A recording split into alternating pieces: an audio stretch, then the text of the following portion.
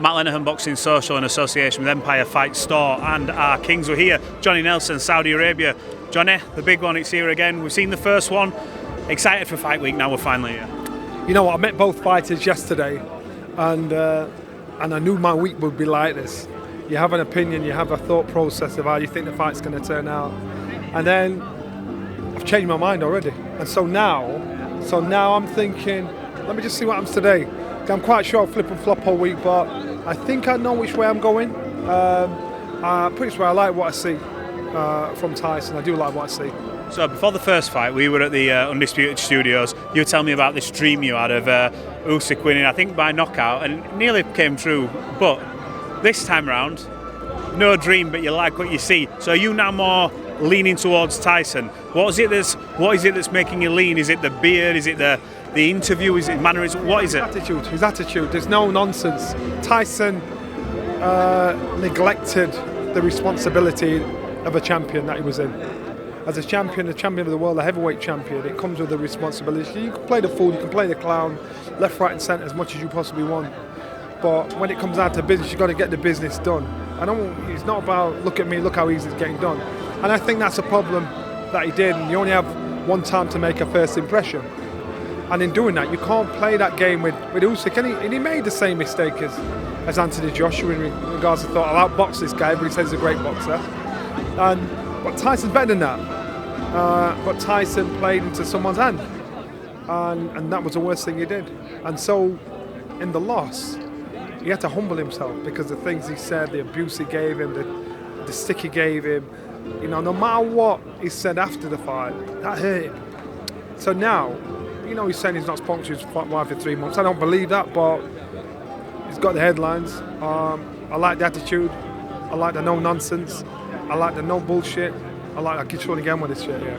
I like that because now Tyson Fury's got to depend on his skill, not on trying to mad a man up, not trying to twist someone up to make him upset with you. Because Tyson's very good at playing the fool to catch wise, pretend he's your mate, or to try and bully you to get in your face. It's been lost in translation, and I think that was a problem in the first fight. Now it's the second fight. He knows the only thing he can depend on is his skill that he's neglected because he's been able to get away with it and win a fight weeks and months before a fight, before he's even got in, because he's the best at boxing foreplay. So now Tyson's had to turn on. I like that. You talk about skill. I think two supremely talented athletes at the, maybe, I don't know, some people are questioning whether at the top of the game, not due to age, but elite level boxers. What does Tyson have to do this time around? He mentions focus and said, I'd have to change everything. I'd change a little bit and I can get this victory. What does it? Between Tyson and Usyk is this, the professionalism. Usyk is totally and ultimately professional. Even away from boxing. You ain't seen him fall out of a bar in his face. He's professional. He lives the life. And when it needs to be done, he can switch back into the right mode when it comes to fight time. Tyson hasn't. And that's probably why I give him so much stick, because the guy's got so much talent in the world. But I think, come on, Tyson, man, because you're going to get done at a time when you shouldn't get done. And I honestly thought he'd win the first fight. And if I'm honest with you, I didn't think this fight happened. I didn't. You said that throughout. I didn't think this fight happened. So Tyson's had to do a lot of soul searching in regards to this fight, which is why now he's come on a mission. Now, and I've watched the fight over and over and over again, and I thought to myself, Usyk's just got his number. Tyson I met yesterday, I thought, I like to hear what I'm hearing, I like what I'm seeing. Now I just want to see what he's like when he's in the presence of Usyk.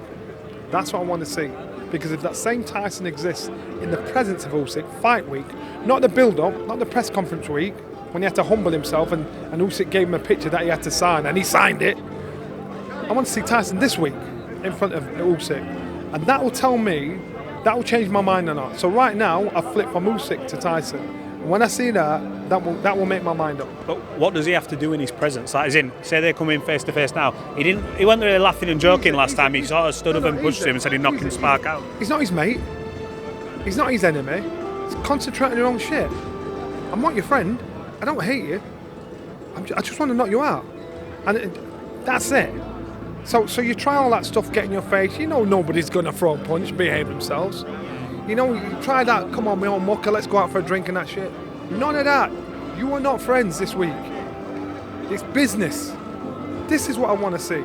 It's business, and what I saw yesterday was business, but Usyk wasn't there. So I want to see what it's like in the presence of the man who's going to turn over.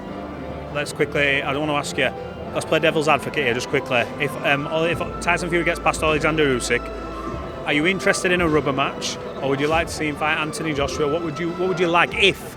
I'm not looking past this fight, by the way, but what would you like? Well, it's down to the passion of the win. Now, if you knock Usyk out, I don't think we'll see that, depending on what Turkey wants. I think the big prize is no matter what you say, Tyson and AJ.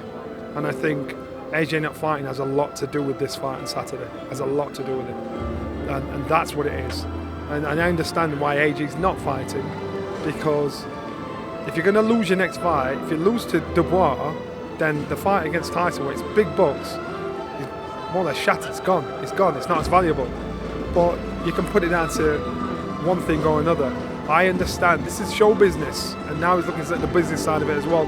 And so is Tyson. And even if Tyson loses, you know, the Anthony Joshua fight is always still a big fight between those two in the UK. Yeah. Just quickly touch on the rest of the card. Obviously, last minute change due to adverse finding. But when you look at the card, it's interesting. Dave Allen, I spoke to Jamie Moore earlier, and he says Dave Allen's turned up with work to the house. He's never turned up to the gym already fit. He says he's never had that. He says he's turned up fit before camp rather than coming to camp to get fit. Going against Johnny Fisher, who's riding this wave, big puncher, swarms a lot of his opponents. It's going to be interesting, but what do you think about that fight? And obviously Ishmael Davis, I mean, the stones on that man against Boacek, 24 wins, 23 KOs. Ishmael Davis, a Leeds boy, when he was Josh Kelly at short notice, they thought it's a done deal, it'd be easy this. And Ishmael Davis went in there and he gave Kelly kittens. You know, coming at 2 days out, he's going to do the same again.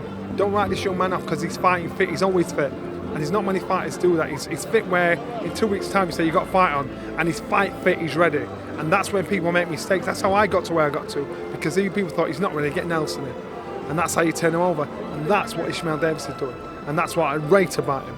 I think for Dave Allen and Johnny Fisher, I'm enjoying the wave, the crest, the journey Fisher is on. I think Dave Allen, I've said it before, so I won't change my mind now. I think Dave Allen should have jacked in a couple of years ago. But Dave Allen is probably familiar with Johnny Fisher. Apparently he says he's one of the hardest hitters he's been out with. And sometimes you can bullshit, you can old man your way through a fight. And Dave Allen's probably hoping that. What an opportunity. He's here in Riyadh. He's part of the Riyadh history that's being made. So I can understand. I wouldn't condone, but I can understand what he's doing. But it's just how it is. Well, let's see. A great night of boxing ahead. Johnny, appreciate your time. Thank you. Anytime.